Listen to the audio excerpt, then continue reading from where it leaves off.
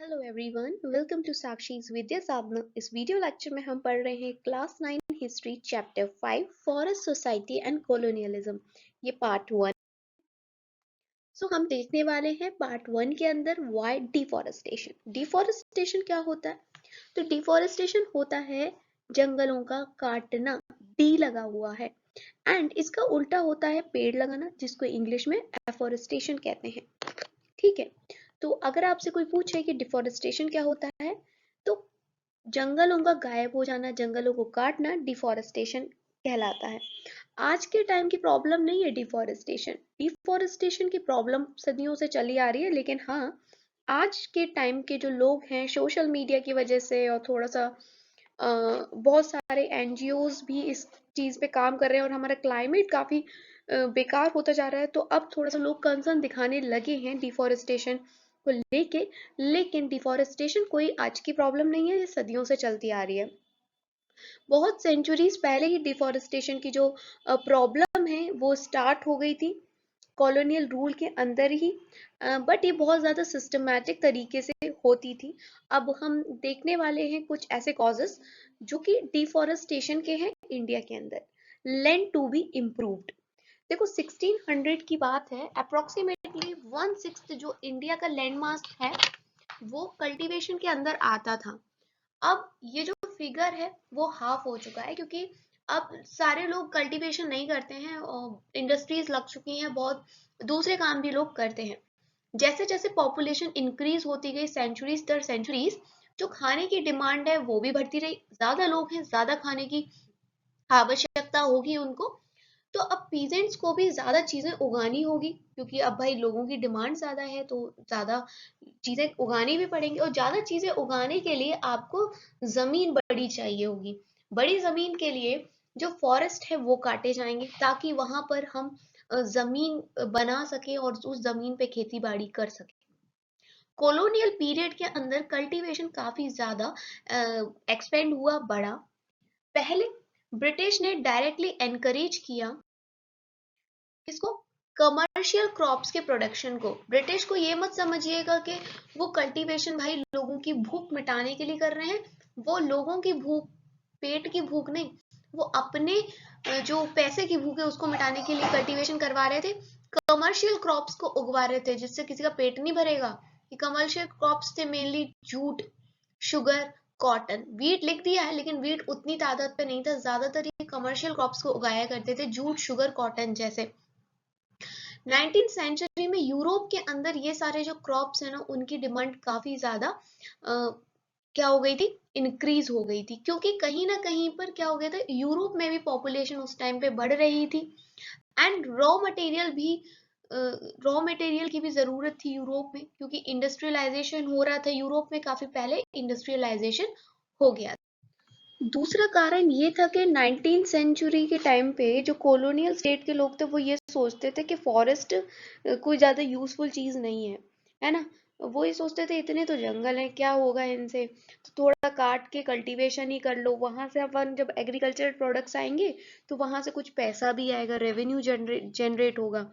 तो इस वजह से 1880 से लेके 1920 के बीच में जो कल्टीवेटेड एरिया था वो 6 मिलियन हेक्टेयर्स तक बढ़ चुका था, इतना ज्यादा। ठीक है, we always see the expansion of cultivation as a sign of progress.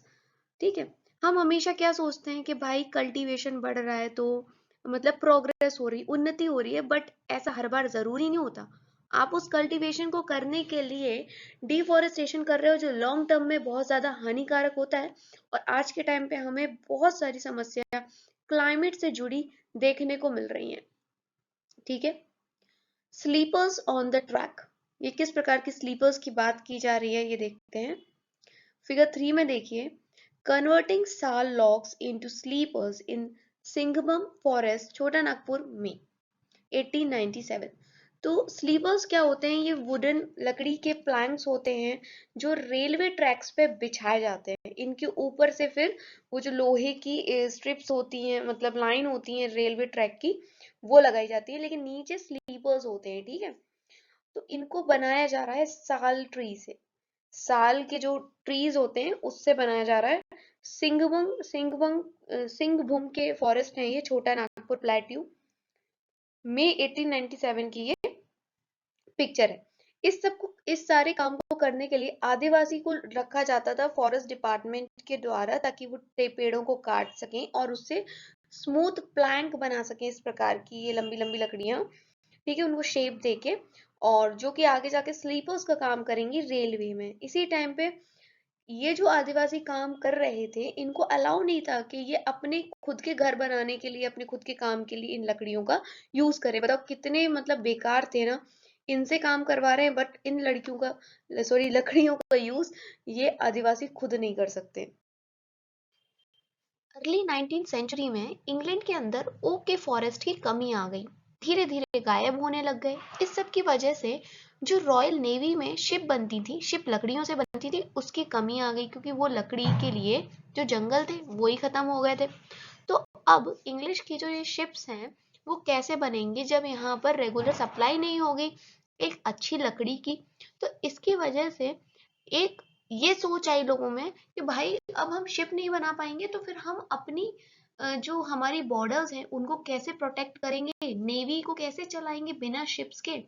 तो 1820s के टाइम में search parties were sent to explore forest resources of India. कुछ ऐसी पार्टीज बना बना के भेजी गई कि जाओ आप देखो कि इंडिया के अंदर कैसे रिसोर्सेज हैं, हम उनका कैसे यूटिलाइजेशन कर सकते हैं।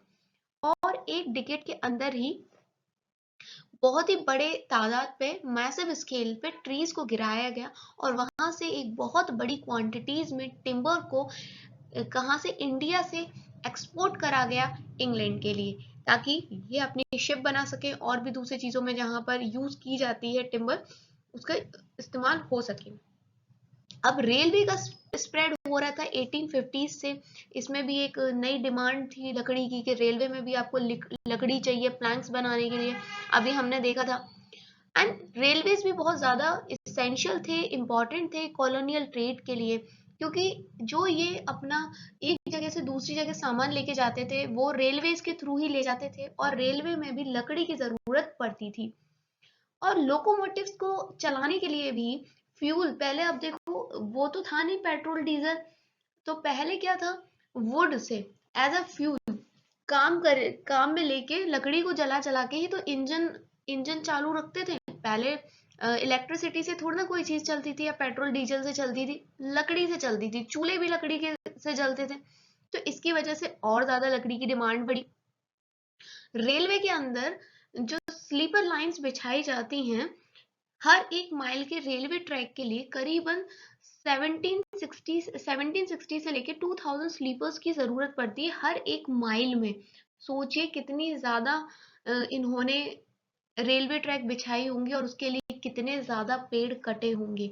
1816 से अगर हम आगे को देखें तो जो रेलवे नेटवर्क था वो काफी ज्यादा बढ़ गया था।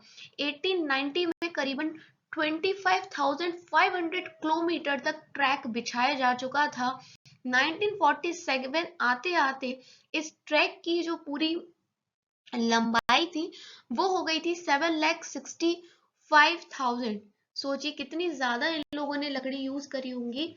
अब पूरे में रेलवे ट्रैक स्प्रेड हो चुके थे इंडिया में, जिसके लिए बड़ी बड़ी ट्रीज को गिराया गया था। अर्ली 1850s आते आते जो मद्रास प्रेसिडेंसीज थे उसमें अकेले 35,000 ट्रीज को हर सालाना स्लीपर्स मात्र के लिए काटा जाता था। गवर्नमेंट ने कॉन्ट्रैक्ट दे दिए थे इंडिविजुअल्स को कि आपको एक रिक्वायर्ड क्वांटिटी को हमें सप्लाई करना है, और ये जो कॉन्ट्रैक्टर्स होते थे ये बिना किसी डिस्क्रिमिनेशन के पेड़ काटते चले जाते थे, बिल्कुल नहीं रुकते थे। इनका क्या जा रहा है, उस टाइम कोई सोचता ही नहीं था कि हम इतने ज्यादा पेड़ काट रहे हैं तो कोई क्लाइमेटिक प्रॉब्लम भी आ सकती है। जो फॉरेस्ट थे रेलवे ट्रैक्स के आसपास वो धीरे धीरे गायब होने लग गए। बहुत ज्यादा दोस्तों, बहुत ज्यादा पेड़ काटे हैं।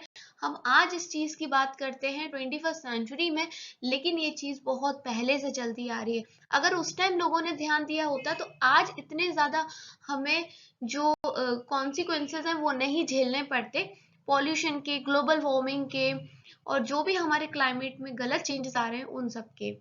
फिगर 4 में देखिए, bamboo rafts being floated down the Kasalong river Chittagong hills tract. ये सारे आपको बैम्बू यानी बांस, इसकी भी प्लांटेशन ये लोग करते थे। लकड़ी ही लकड़ी से बनाई सारी चीजें हैं सारी, और प्लांटेशन करने के लिए भी ये जंगलों को काटते थे। तो इस प्रकार से सारी चीजें चल रही हैं। आगे और देखते हैं। फिगर 5 में देखिए, एलिफेंट्स का यूज किया जाता था। ये बड़े बड़े जो लकड़ी के टिम्बर्स हैं, ये लॉग हैं, इनको एक जगह से दूसरी जगह ले जाने में। तो ये रंगून की पिक्चर है, ठीक है। इस फिगर के अंदर देखिए, ट्रक जो वुडन लॉग्स को लेके जा रहा है।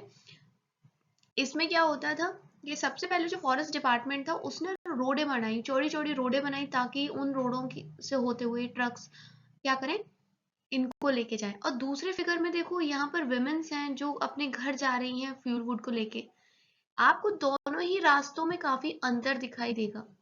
ये वाला रास्ता बनाने के लिए आपको इतना ज्यादा पेड़ काटने पड़े क्योंकि बहुत चौड़ी सड़क बनाई, और यहाँ पर एक पतली सड़क, क्योंकि सिर्फ लोगों को ही गुजरना है। अगर सड़क ना भी होगी तो भी लोग गुजर सकते हैं। तो ये चीज बताने की कोशिश यहाँ पर की जा रही है। सो अब आता है टॉपिक प्लांटेशन का। प्लांटेशन किसे कहते हैं, क्या ये कल्टीवेशन होता है, एग्रीकल्चर होता है, या कुछ और होता है, इसको नेक्स्ट वीडियो में पढ़ेंगे। चैनल पे नए हैं तो सब्सक्राइब करिएगा। Thanks for watching Sakshi Vidya Sadhana.